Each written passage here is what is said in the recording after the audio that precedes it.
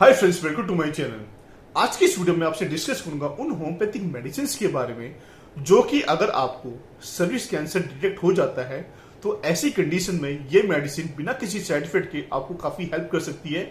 और अगर आपकी रेडियोथेरेपी और कीमोथेरेपी चल रही है सर्विक्स कैंसर के लिए तो जो ड्यूरेशन ऑफ ट्रीटमेंट होता है उस ड्यूरेशन ऑफ ट्रीटमेंट को भी ये काफी हद तक कम कर देती है ये होम्योपैथिक मेडिसिन, वो भी बिना किसी साइड इफेक्ट्स के।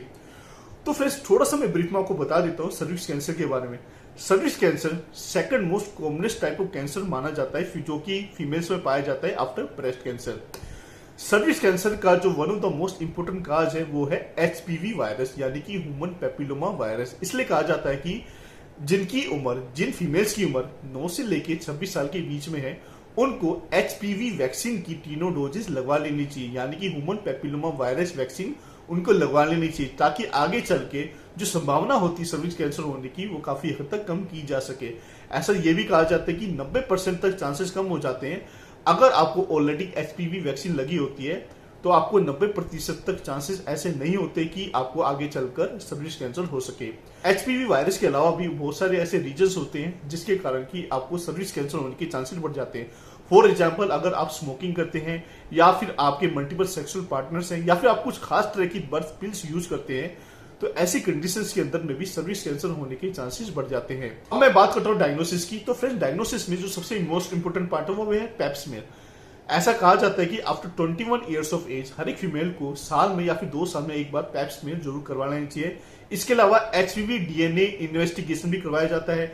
यूएसजी यानी कि अल्ट्रासाउंड या फिर सीटी स्कैन, एमआरआई, ये जो सारे टेस्ट है वो डिटेक्ट करने के लिए, डायग्नोस करने के लिए सर्विक्स कैंसर को करवाए जाते हैं। अब बात करते हैं ट्रीटमेंट की। तो अगर मॉडर्न सिस्टम मेडिसिन की मैं बात करूं तो उसके अंदर में कॉइन बायोप्सी करवाई जाती है। अब जो कॉइन बायोप्सी होती है फ्रेंड्स, वो डायग्नोसिस के साथ साथ में क्यूरेटिव उसका पार्ट भी वो प्ले करता है, यानी कि वो डायग्नोस भी करेगा कि आपको सर्विक्स कैंसर है या नहीं है। और अगर सर्विक्स कैंसर डिटेक्ट होता है तो एब्नॉर्मल सेल्स को कॉइन बायोप्सी के थ्रू ही निकाला जा सकता है। इसके अलावा सर्जरी भी करवाई जाती है जिसके अंदर की सर्विक्स को रिमूव किया जाता है या फिर यूट्रस को भी साथ में रिमूव कर दिया जाता है कंप्लीटली, यानी कि स्टेरेक्टोमी भी करवाई जा सकती है। इसके अलावा रेडियोथेरेपी और कीमोथेरेपी अलग अलग या फिर दोनों को इकट्ठी भी आपकी स्टार्ट करवाई जा सकती है।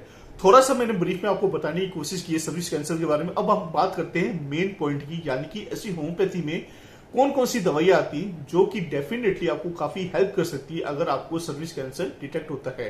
तो मेडिसिन के नाम है किरोजोट, आयोडम, कोनियम मैक्यूलिटम, कार्सिनोसिन, फ्रेक्सिनस अमेरिकाना। ये जितनी भी मेडिसिन मैंने आपको बताई हैं, ये जो सारी मेडिसिन है इनका लेने का तरीका भी काफी सिंपल है। ये सारी मेडिसिन लिक्विड फॉर्म में आती है और ये मेडिसिन 2 से 3 बूंदे आप डायरेक्ट टंग के ऊपर भी ले सकते हैं।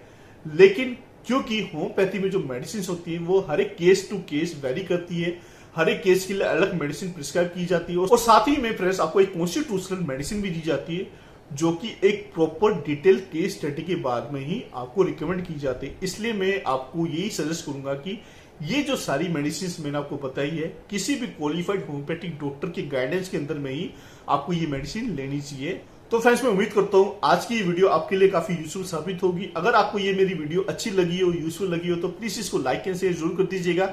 And if you want to support me then please subscribe my channel. And friends, जो लोग मुझसे कंसल्ट करना चाहते हैं तो मेरी कंसल्टेशन क्या प्रोसेस है वो मेरी डिस्क्रिप्शन बॉक्स में लिखी गई है।